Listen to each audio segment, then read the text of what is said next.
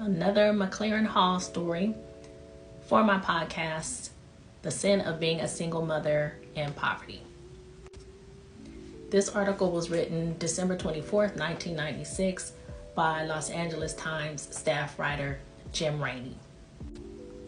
The visitors will arrive in their shiny new cars. The gym will be decked in green and red streamers. Banquet tables will bristle with tiny living Christmas trees, and the residents of the county's only emergency shelter for abused and neglected children will receive hand-delivered gifts from Santa Claus, from winter parkas to Sony Walkman radios.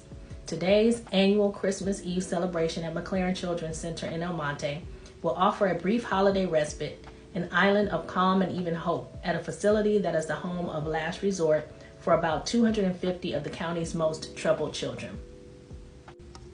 In the 1980s, MacLaren had overcrowding, and in 1996, a decade later, the same situation existed, and there was a counterculture of staff. In the 80s, about a dozen staff were dismissed for allegations of physical and sexual abuse. Given all of the issues at MacLaren with kids assaulting other kids, staff assaulting, sexually abusing kids, the overcrowding, a private consultant was brought in to try to make changes.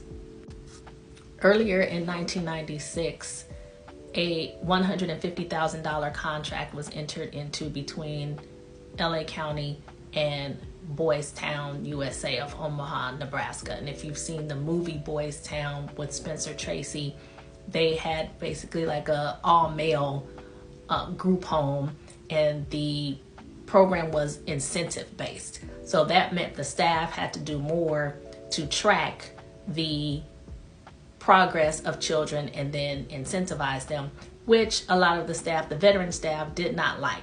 They didn't think it was going to work. It was too much to try to control the kids who had behavior issues and psychiatric issues and keep up with this tracking system. A Boys Town administrator wrote a letter to a member of the Children's and Families Commissioners and said, "I don't think there's a possibility that staff are mistreating kids. I think it's a reality. Just how often and how serious are the real questions. My staff have witnessed MacLaren staff swearing and yelling at kids, restraining kids, and the inappropriate handling, grabbing of kids. This occurs when staff are probably on their best behavior.